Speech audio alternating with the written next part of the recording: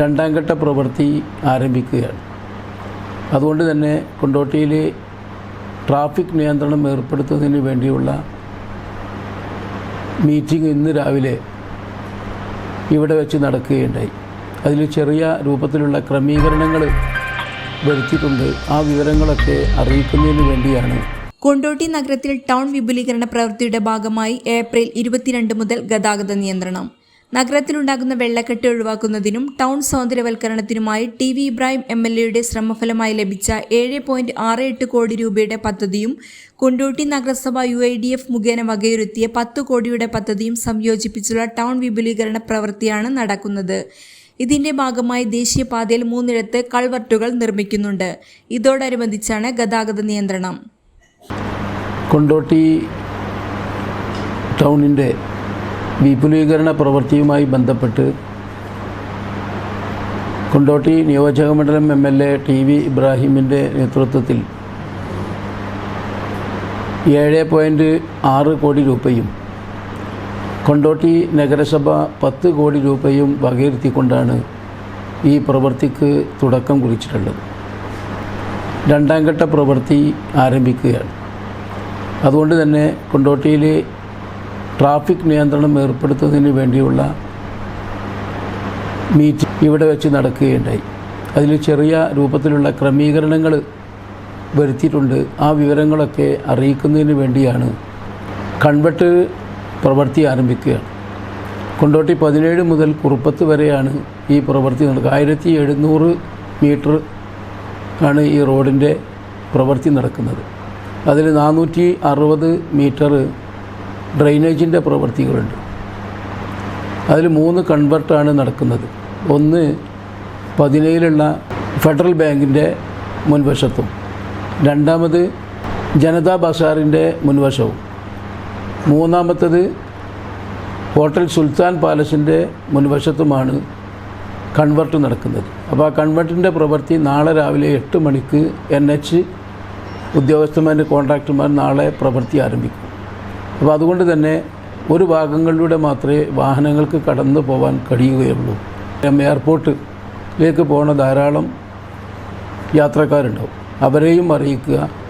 അതോടൊപ്പം തന്നെ നമുക്കറിയാം, എയർപോർട്ടിൻ്റെ പ്രവൃത്തിയുമായി ബന്ധപ്പെട്ട് നടക്കുന്ന ടോറസ് ലോറികൾ പൂർണ്ണമായും ബൈപ്പാസിലേക്ക് കടക്കാതെ നമ്മളെ കോടങ്ങാട്ട് വഴി പിന്നെ ചെർളച്ചുങ്കം വഴി പോകണം എന്നാണ് നിർദ്ദേശിച്ചിട്ടുള്ളത്. അതേപോലെ തന്നെ എടവടപ്പാറയിൽ നിന്ന് വരുന്ന ടോറസ് ലോറികളും 17 കൊളത്തൂർ വഴി എയർപോർട്ട് വഴി പോകണം എന്നാണ് ക്രമീകരിച്ചിട്ടുള്ളത്.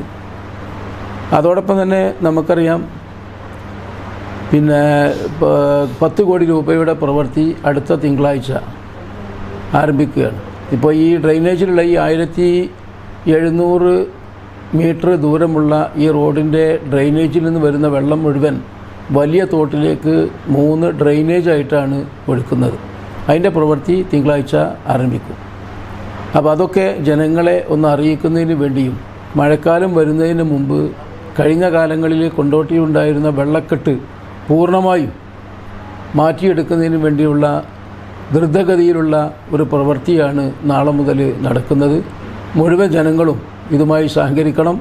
കൊണ്ടോട്ടിയുടെ മുഖച്ഛായ തന്നെ ഈ പ്രവൃത്തി കഴിയുമ്പോഴത്തേക്ക് മാറും എന്നുള്ളതിൽ ഒരു സംശയവുമില്ല.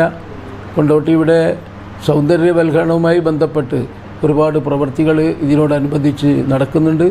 അതോടൊപ്പം തന്നെ കൊണ്ടോട്ടിയിലെ ബൈപ്പാസ് റോഡും പഴയ റോഡിലും ധാരാളം പണികൾ ഇതുമായി ബന്ധപ്പെട്ട് ഈ 17.6 കോടി രൂപയെ പ്രവൃത്തിയിലൂടെ നടക്കുന്നുണ്ട്.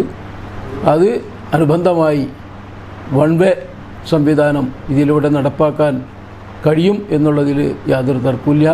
അപ്പോൾ നഗരസഭ വളരെ തകൃതിയായി തന്നെ മുന്നോട്ട് പോകുന്നുണ്ട്. പ്രധാന ട്രാഫിക് നിയന്ത്രണങ്ങൾ ഇങ്ങനെയാണ്. റോഡിന്റെ പകുതി ഭാഗം പ്രവൃത്തി പൂർത്തിയാക്കിയ ശേഷമാണ് ബാക്കി ഭാഗത്തെ ജോലി നടത്തുക. ഒരു ഭാഗത്തിലൂടെ വാഹനങ്ങൾക്ക് കടന്നു പോകുന്നതിന് തടസ്സമുണ്ടാകില്ല. മലപ്പുറം മഞ്ചേരി ഭാഗത്തു നിന്ന് വിമാനത്താവളത്തിലേക്കുള്ള വാഹനങ്ങൾ കോടങ്ങാട് നിന്ന് ചിറയിൽ റോഡിലേക്ക് കയറി മേലങ്ങാടി വഴി പോകണം. എടവണ്ണപ്പാറ വഴി വിമാനത്താവളത്തിലേക്കുള്ള വാഹനങ്ങളും റൺവേ വികസനത്തിനായി മണ്ണുമായി പോകുന്ന ലോറികളും ടൗണിൽ പ്രവേശിക്കാതെ കുളത്തൂർ ജംഗ്ഷൻ വഴി പോകണം. Kondotty bypass, main road, Melangadi airport road, Kulathur airport road എന്നിവിടങ്ങളിൽ പാതയോരങ്ങളിലെ അനധികൃത പാർക്കിംഗ് നിരോധിക്കും. നഗരസഭാ അധ്യക്ഷൻ UK മുഹമ്മദ് നേതൃത്വത്തിലായിരുന്നു യോഗം. ഉദ്യോഗസ്ഥരും പോലീസും പങ്കെടുത്തു. News desk, AIR1.